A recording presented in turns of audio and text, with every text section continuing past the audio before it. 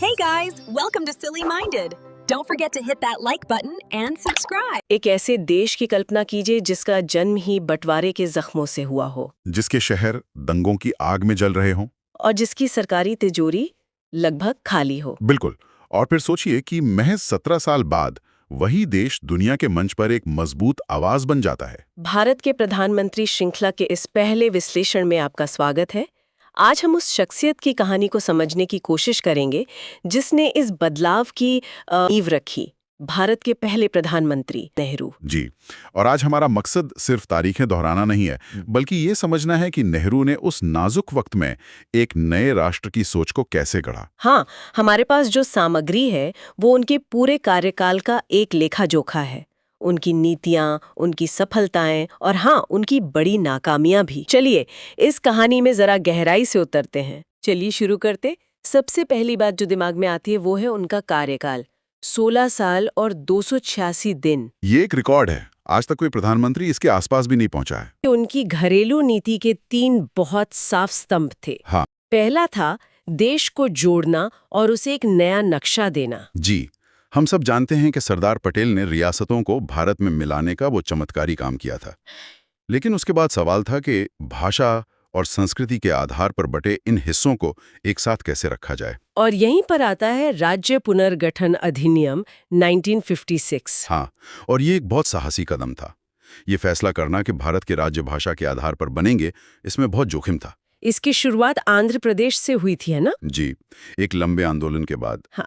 और दूसरा स्तंभ जो मुझे हमेशा बहुत आकर्षक लगता है वो है उनका वैज्ञानिक दृष्टिकोण, साइंटिफिक टेम्पर। हाँ, मतलब ये सोचना कि एक नया और गरीब देश उस वक्त वर्ल्ड क्लास इंस्टीट्यूट बनाने का सपना देख रहा था, ये सोच ही कितनी बड़ी थी। बिल्कुल। उनका वो मशहूर बयान याद है, बांध आधुनिक भारत के मंदिर हैं। हाँ, वो सिर्फ एक नारा नहीं था, वो सच में मानते थे कि भारत की गरीबी और पिछड़ेपन का इलाज सिर्फ विज्ञान और तकनीक के पास है। इसी सोच से IITs, एम्स, DRDO जैसे संस्थान बने। और परमाणु ऊर्जा कार्यक्रम भी होमी भाभा के साथ मिलकर। और तीसरा स्तंभ धर्मनिरपेक्षता। हाँ, और नेहरू के लिए ये सिर्फ कोई राजनीतिक शब्द नहीं था, ये उनका विश्वास था। वो मानते थे कि भारत जैसा विविध देश तभी एक रह सकता है जब राज्य का अपना कोई धर्म ना हो। के लिए उन्होंने हिंदू कोड बिल को आगे बढ़ाया, जिसका जबरदस्त विरोध हुआ। बिल के जरिए उन्होंने हिंदू समाज में खासकर महिलाओं को तलाक का अधिकार, संपत्ति में हिस्सा और अपनी पसंद से शादी करने का अधिकार देने की कोशिश की। अच्छा, तो सामाजिक सुधारों के साथ साथ देश को आर्थिक रूप से खड़ा करना तो सबसे बड़ी चुनौती रही होगी। उन्होंने उस वक्त ही जो 2 बड़े मॉडल थे, हाँ, अमेरिका का खुला बाजार वाला पूंजीवाद और सोवियत संघ का सरकारी नियंत्रण वाला साम्यवाद, उन्होंने दोनों को खारिज कर दिया और एक बीच का रास्ता अपनाया, जिसे हम मिश्रित अर्थव्यवस्था, मिक्स्ड इकोनॉमी कहते हैं।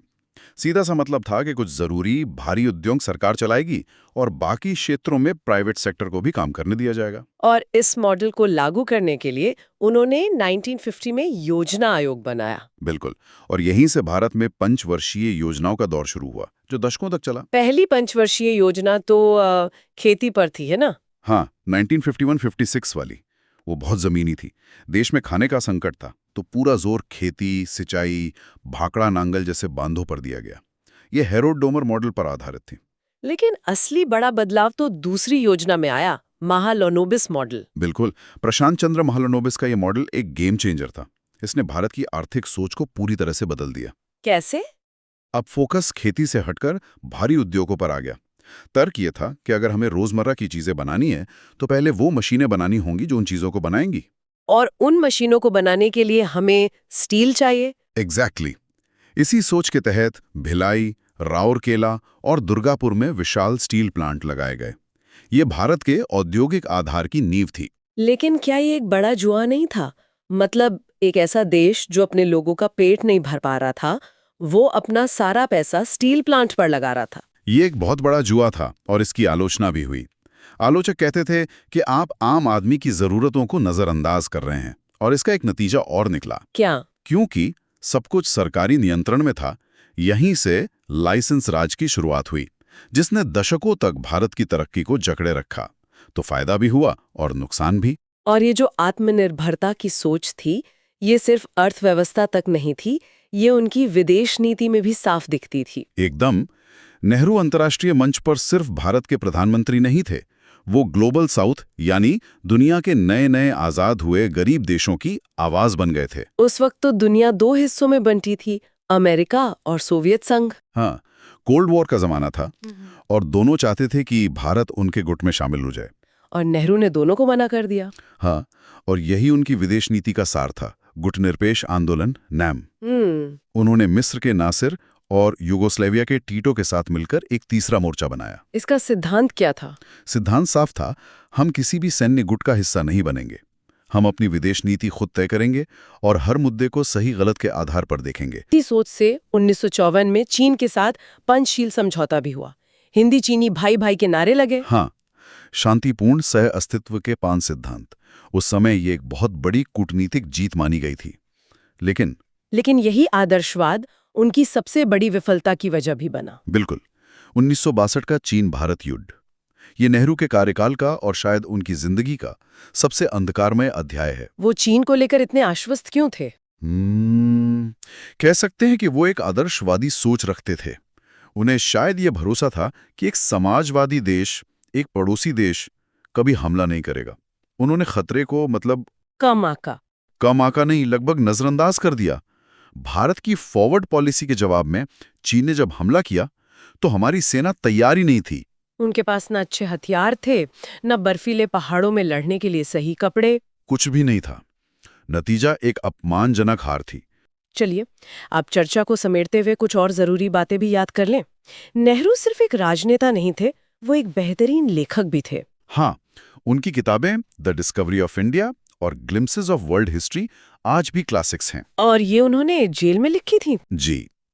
एक और दिलचस्प तथ्य, उन्हें 1955 में प्रधानमंत्री रहते हुए ही भारत रत्न से सम्मानित किया गया था। और एक योगदान जो हमेशा रहेगा, संविधान सभा में 1946 में उनका पेश किया गया उद्देश्य प्रस्ताव, जो बाद में हमारे संविधान की प्रस्तावना बना, हमारे लोकतंत्र की आत्मा। बिल्कुल। तो अंत में अगर हम उनकी पूरी विरासत को देखें तो ये कहना सही होगा कि आप उनकी नीतियों पर बहस कर सकते हैं, उनकी आर्थिक सोच की आलोचना कर सकते हैं, उनकी चीन नीति को एक बड़ी भूल कह सकते हैं, लेकिन एक चीज है जिसे नकारा नहीं जा सकता। वो क्या?